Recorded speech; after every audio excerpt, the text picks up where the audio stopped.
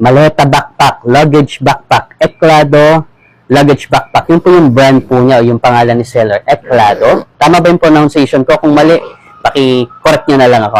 Pagpasensyahan na lang. Ito yung gusto kong makita nyo unang-una. Kahit po mga gaming laptop po, ito muna yung una kong ipapakita sa inyo, yung laptop compartment kasi medyo nabibigatan na ako para matanggal natin yung laptop. So kahit po malaki pa pong laptop, kasyang-kasya po. Yung 17-incher mo po na gaming laptop, kayang-kaya po niya. Ito pong laptop na ginagamit ko po is 16-inch or 15.6 inch. Yan, malaki-laki itong laptop ko. And sa mga nagtatanong kung padded ba, yes po, padded po. Napakakapal po ng padded niya dito po, pati po sa back. May pad po siya.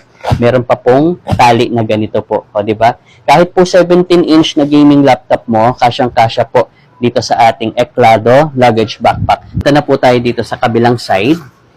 Ito po yung lalagyan ng mga documents po. Kung kayo po ay gagamitin niyo po siya pang office, pang business, yung pong inyong mga long folder, long envelope, mga mahabang dokumento, yan, dito niyo po ilalagay sa side na ito. So, dito po sa harap, may tatlong pocket organizer po, no? So, kung kayo po ay marami talaga kayong mga abubot, mga accessories na gusto niyo pong i-organize, no? Yan, marami po tayong mapaglalagyan ng mga bulsa po dito sa front side po. Punta na po tayo doon sa kanyang maleta side, no?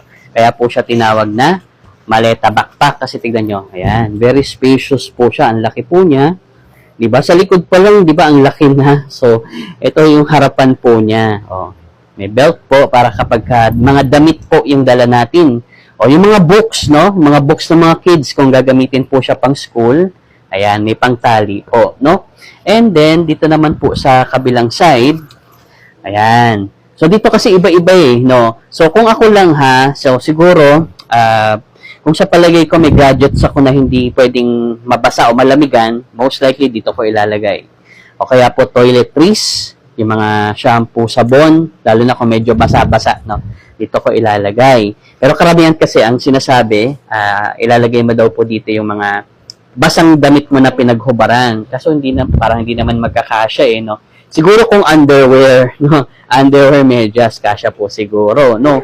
O kaya dito. Yan. Kung ako lang kung yung mga hinubad ko na mga underwear medyas, kung hindi naman sila tumutulo, dito ko ilalagay para hindi rin makulob o hindi rin bumantot, no? Pero alam nyo, regardless kung ano man po yung nararapat doon sa mga packet na yon, kayo na po ang magdedesisyon. At ang pinaka nakakabilib sa kanya mga mi, yung price po niya, wala pa siyang 1,000 pesos. Kaya kung back to school na po ang ating mode, at kung naghahanap ng